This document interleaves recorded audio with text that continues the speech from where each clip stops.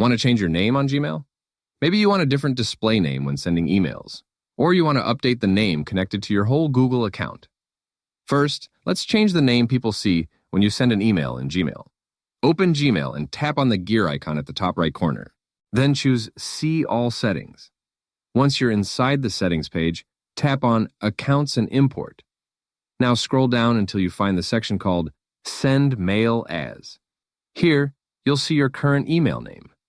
Tap on Edit Info right next to it.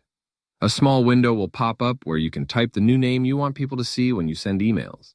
Once you've entered the new name, tap Save Changes, and that's it.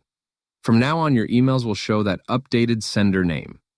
Now, if you want to change the name for your entire Google account, including Gmail, YouTube, and other Google services, here's what to do.